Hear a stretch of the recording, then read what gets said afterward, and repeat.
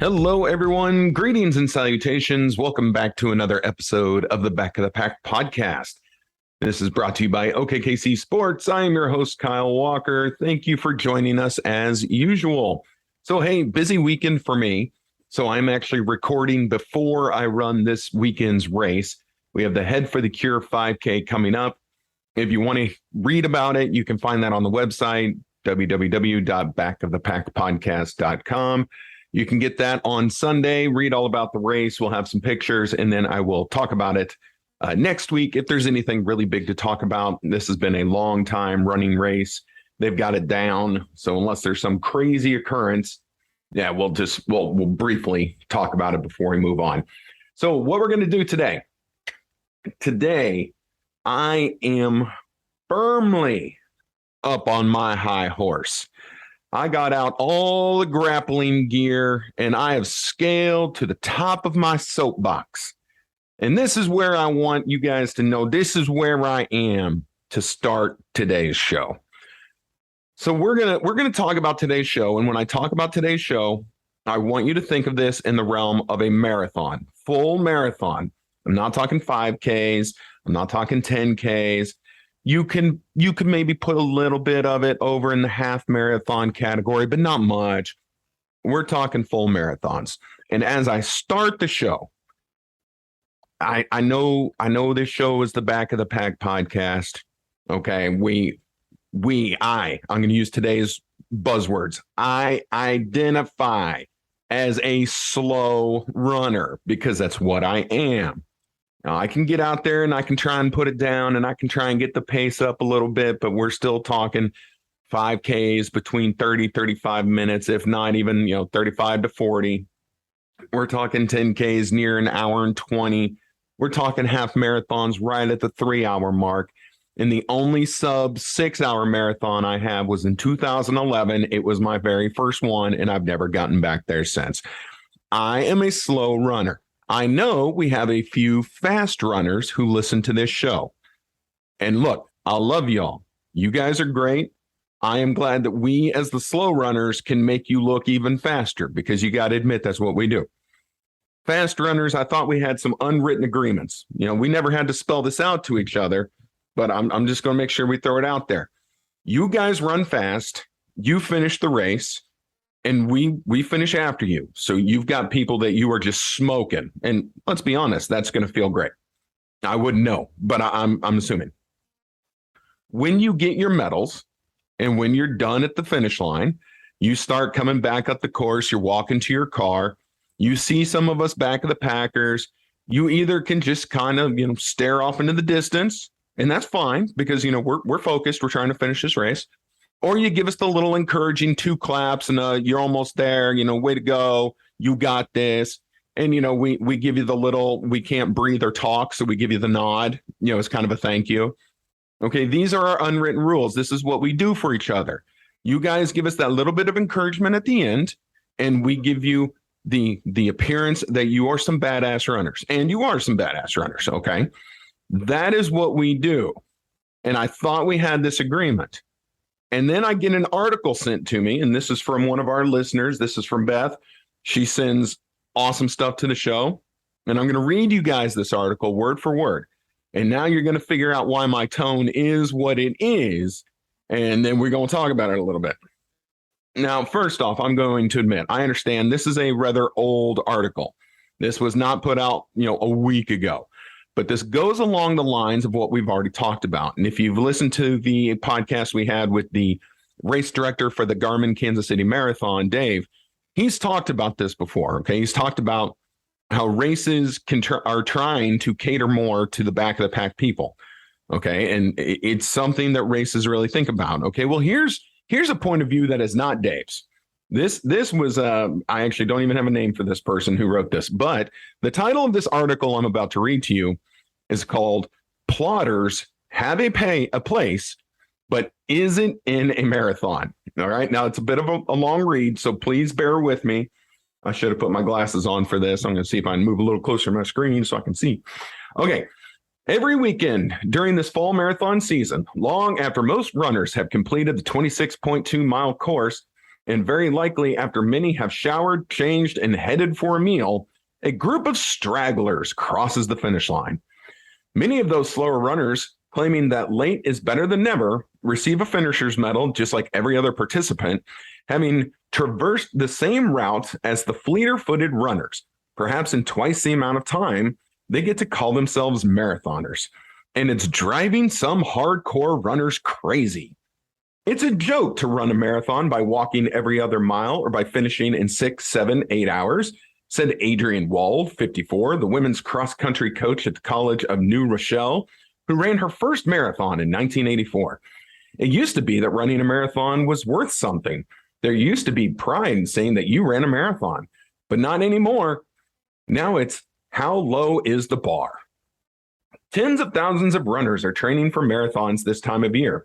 As the fields continue to grow, primarily by adding slower runners, so has the intensity of the debate over how quickly an able-bodied runner should finish the once elite event that is now an activity for the masses. Purists believe that running a marathon should be just that, running the entire course at a relatively fast clip. They point out that a 6-hour marathoner is simply participating in the event, not racing in it. Slow runners have disrespected the distance, they say, and have ruined the marathon's mystique. Slower marathoners believe that covering the 26.2 miles is the crux of accomplishment, no matter the pace. They say that marathons inspire people to get off their couches, if only to cross off an item on the things to do before I die list. And besides, slow runners are what drive the marathon business, they say. John Bingham, a runner who is known as the Penguin, is often credited with starting the slow running movement in the 1990s. I have had people say that I've ruined the sport of running, but what I've been trying to do is promote the activity of running to an entire generation of people, he said. What's wrong with that? Trends show that marathon finishers are getting slower and slower and more prevalent, according to Running USA, a nonprofit organization that tracks trends in distance running. From 1980 to 2008, the number of marathon finishers in the United States increased to 425,000 from 143,000. In 1980, the median finishing time for male runners in the United States marathons was 3 hours, 32 minutes, and 17 seconds, a pace of about 8 minutes per mile.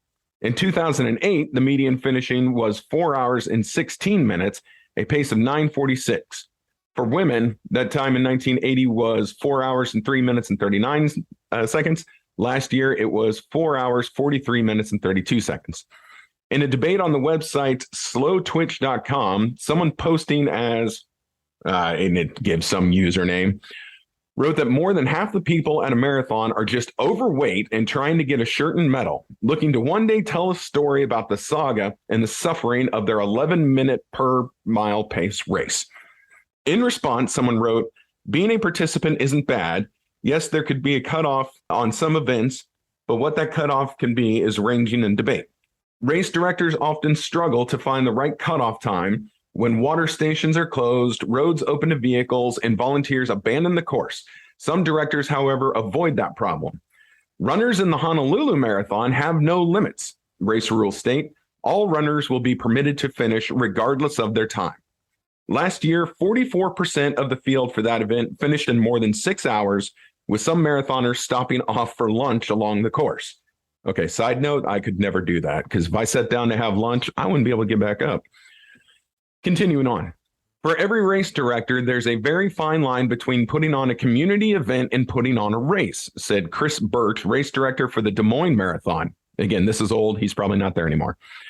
Which stays open for 7 hours. Last year, it stayed open for 8 hours, but Birch found that only 4% of the participants needed more than 7 hours to finish. In the end, that extra hour was not worth it, he said, because of the cost of keeping the course open. It is a huge budget item when you have to pay municipal services like police, fire, trash, and volunteers to have to stay longer, he said. But it's not simply a decision those back-of-the-pack runners are income for the event. It's not a simple decision. I'm sorry. Those back-of-the-pack runners are income for the event. Told you guys I should have put my glasses on. And they're just as important for everyone.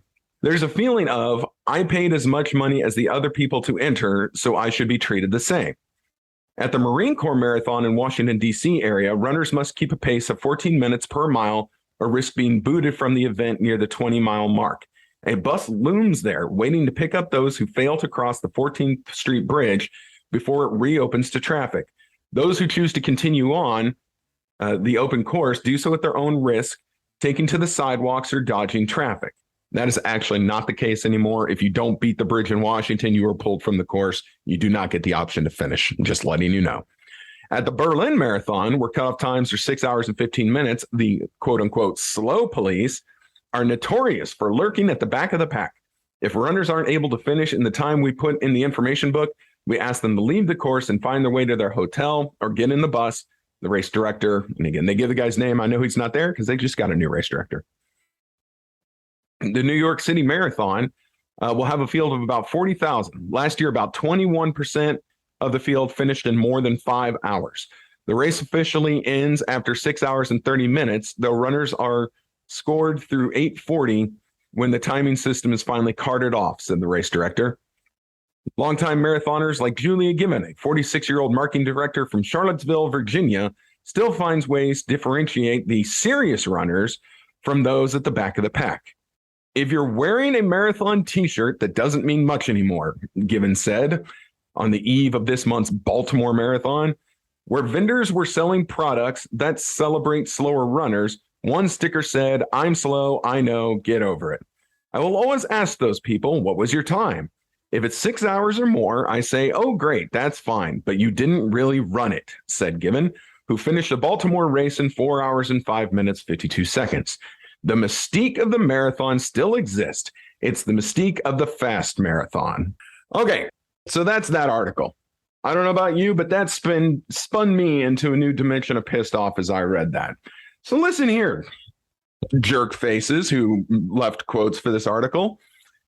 Yeah, we're not fast. We're not fast. And I get it. You want to kind of undermine what it is that we do. And I am one of the firm believers that whether you are running it at a 6 minute a mile pace or a 12 minute a mile pace, you are still doing 26.2 miles.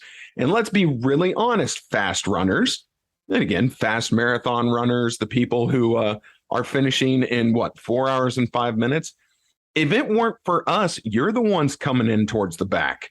You're not up there with the elites. Let's not have any illusions about where you're going to finish if you don't have the people like us, the people who aren't the elite runners, the people who aren't 110 pounds and built like gazelles. All right, there's a lot of us. And look, we do this because we love it. We don't do it because we're looking to join some elite club or because of the mystique. I mean, I'm a full-blown admitted medal whore. If it has a cool medal, I'll do it. And no, I'm not going to do it as fast as you. I also have had 2 open heart surgeries. Have you? No. I've also done a marathon weighing 280 pounds. Have you? No. And look, we're at the end of this marathon. And it says it right here. The volunteers are leaving, if not gone. The aid stations are broken down except for maybe one water table that still remains. I've finished races where they were gone completely.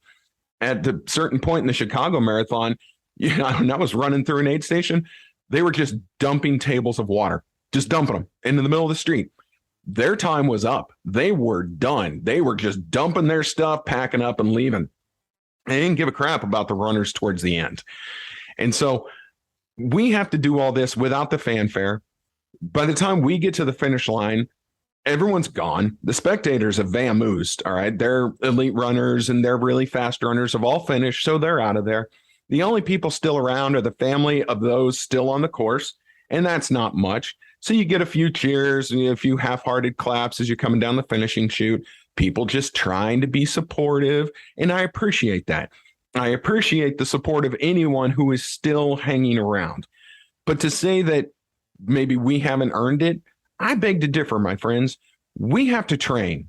We probably have to train harder because for whatever reason, our bodies have decided we're not going to be elite caliber runners.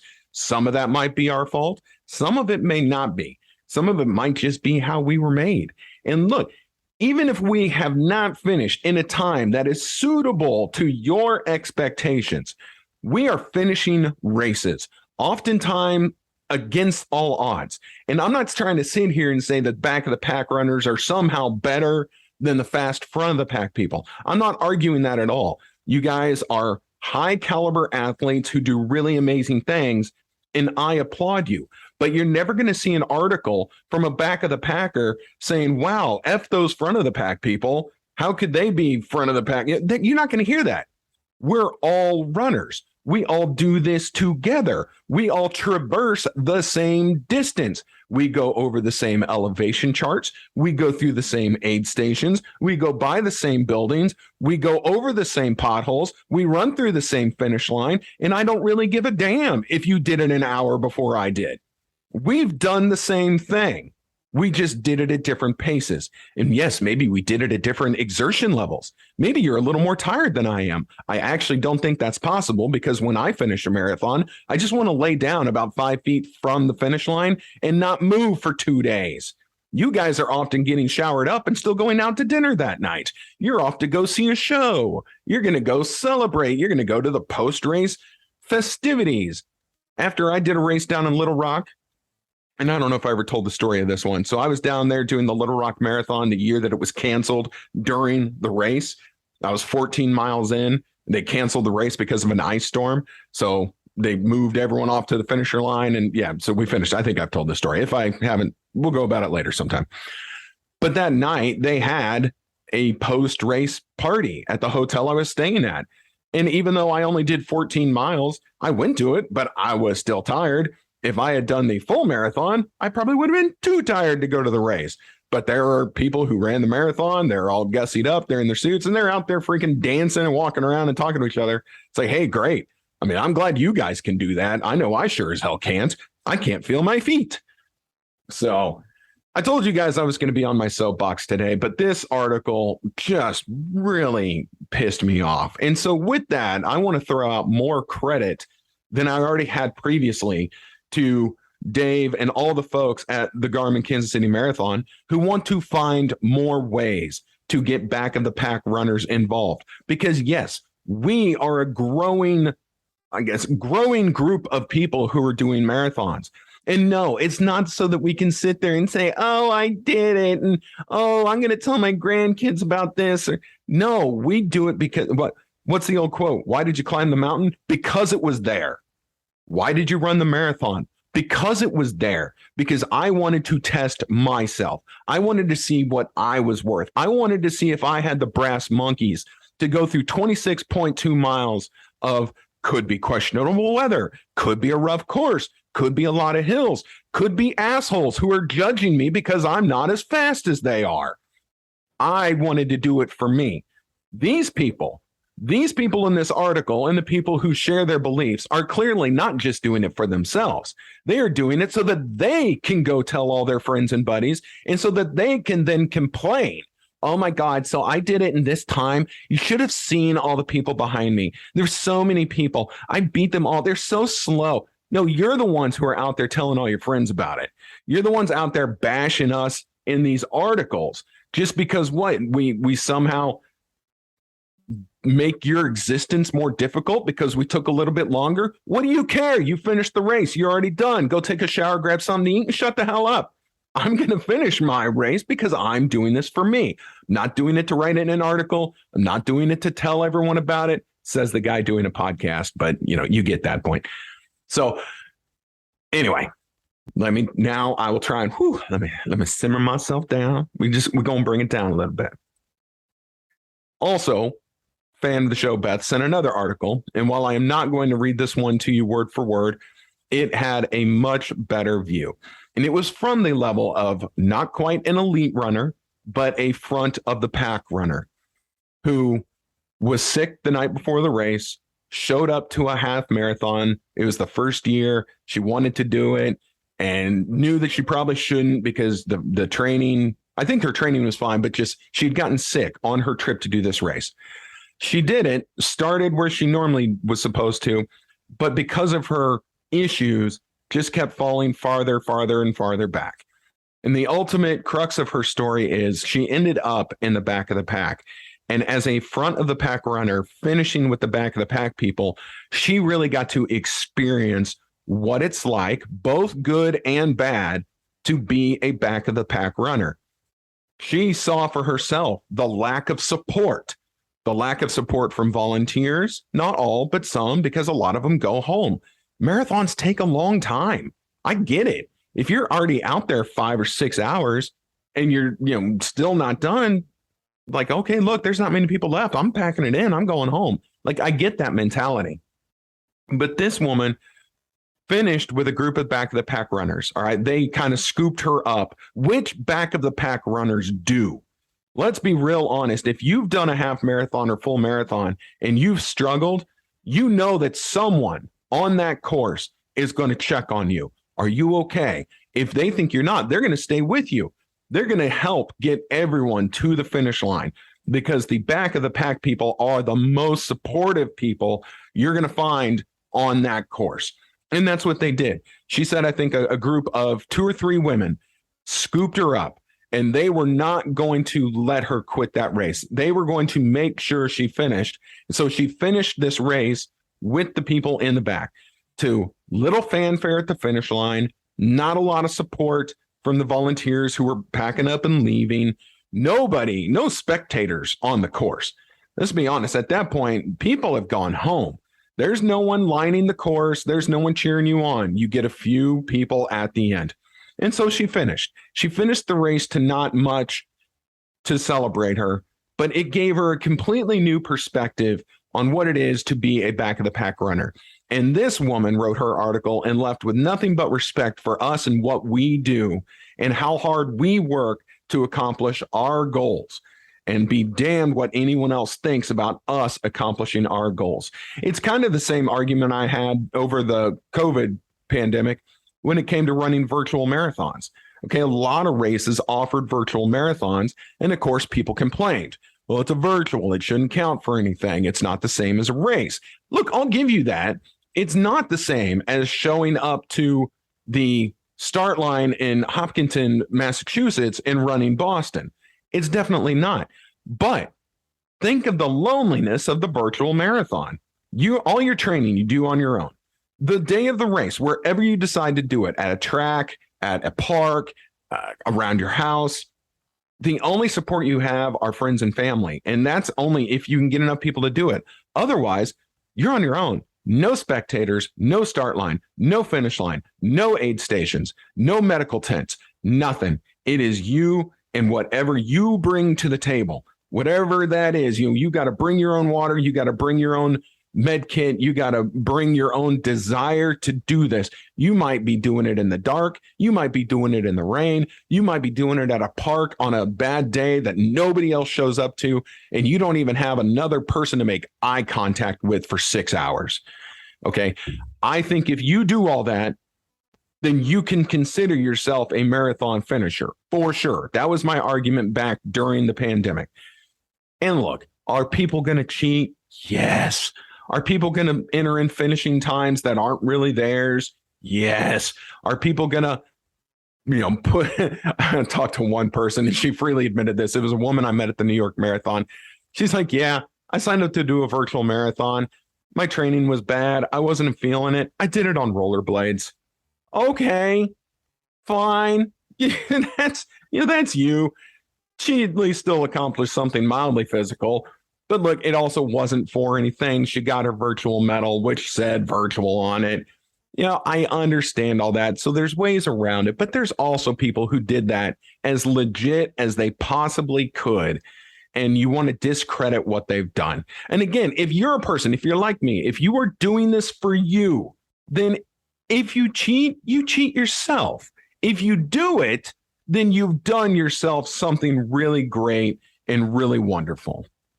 And that's my argument with the virtuals. And you know what? And it's the same if you were at the race. Look, I did New York. I was not prepared. I was not trained. I was overweight. I had a foot that was just killing me. I did that race. My time sucked. I did it in 6 hours and 58 minutes. But I dare one of these fast people to come and tell me you didn't really do a race. Look, man, I fought against everything. I fought against bad training. I fought against injury. I fought against a tough course. I fought against my own body, which is a fight I've been fighting for over 20 years. And who can't relate to that at this point? I'm 42, man. My prime was a long time ago. And honestly, I don't think I ever had one. But we get out there and we do our best, and we do these races, and we do it for ourselves, and we do it for our own sense of accomplishment. And yes, I have a medal. I have the New York City Marathon medal. It hangs down here on my wall. I can turn my head to the right and I can look at it. And you're not going to come down here and tell me I don't deserve it. You're not going to tell me because, oh, you did not do this in under 6 hours. You didn't do it in under 5.5 hours. You didn't do it in 5. This has no mystique. Forget you, buddy. That medal has just as much mystique as the medal of the guy who finished 3 hours in front of me, because we did the same course. We did it in the same conditions. We did it on the same day, same miles. So I don't know how many of you have had to deal with this. I am sure at some point in time, and we all see it, we all get the looks. You get the people who, you tell them, hey, I did this. Oh, what was your time? And they snicker when they hear it, or, because they don't understand, they think, oh, wow, that sounds like a really long time. Aren't runners supposed to be faster than that? Look, forget all those people, because those aren't our people. And again, to the front of the pack people who might listen to this show, we love y'all, and we have nothing but the utmost respect for what you can do. We just can't do it. We just can't do it maybe on a consistent basis. If you guys follow the Back of the Pack Instagram page, you'll see I post every time I'm out on a training run. Some runs are better than others. Yes, I'm getting a little faster because I'm more consistent right now with my training. Am I elite level? Hell no. Am I even considered fast? Absolutely not. I still can't get under 11 minutes a mile for a pace. My fastest mile in the last couple weeks is 11 something. That's not that fast. It's fast for me. It's fast for how hard I'm trying to work and how my training is going. And if I could ever get back to a 5K where my average pace over the 5K was like right at 11 miles, oh my goodness, there would be nobody happier than me, because for me, that's really fast. But it's still a 5K. I still went 3.1 miles, same distance as the guy who finishes in 17 minutes and walks away with first place. We cover the same ground. And for that guy, you're awesome, dude. That 17-minute 5K is amazing. I wish I could do it, but I cannot. But for the person who can't even run a 5K, for the person who has no interest, or the person who just is not physically able, well, my 34, 35, 36 minutes probably looks amazing as well. All right. But that's for me. And the fast guys, you do you.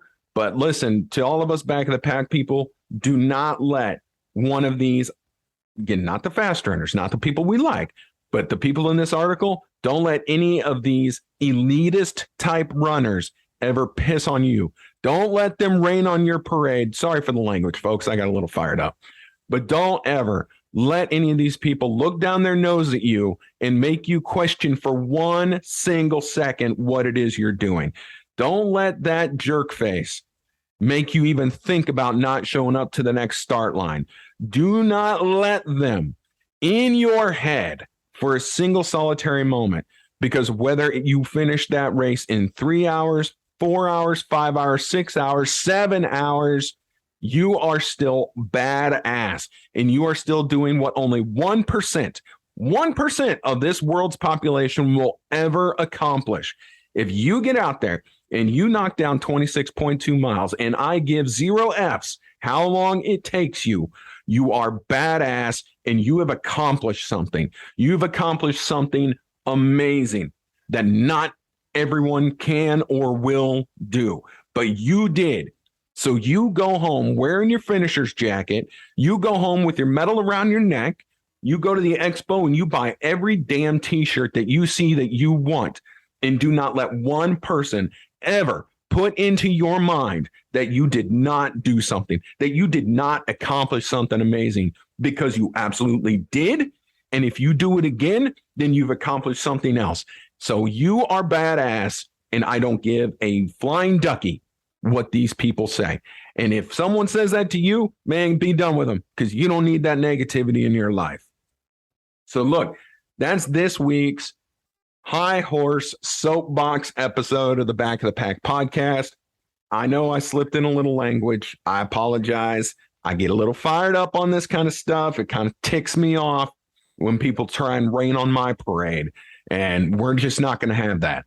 So this has been the Back of the Pack podcast. Send all your hate mail to me. I'm your host, Kyle Walker. The show is brought to you by OKKC Sports, and it is produced by Katie O'Neill. Please find us on all manners of social media. Give us a follow, a like, whatever you feel like. We've kind of leveled out right now. I want to keep the momentum going. Let's get a few more likes on Facebook, get a few more followers on Instagram. Everything's at Back of the Pack Podcast. Real easy to find. Go to the website, www.backofthepackpodcast.com. And then I'm really going to start asking y'all, begging if I need to, wherever you get your podcast, iTunes, Spotify, whatever, give us a star rating, give us a like, give us a review, give us a comment. All that stuff builds on itself. It really builds on each other on these platforms.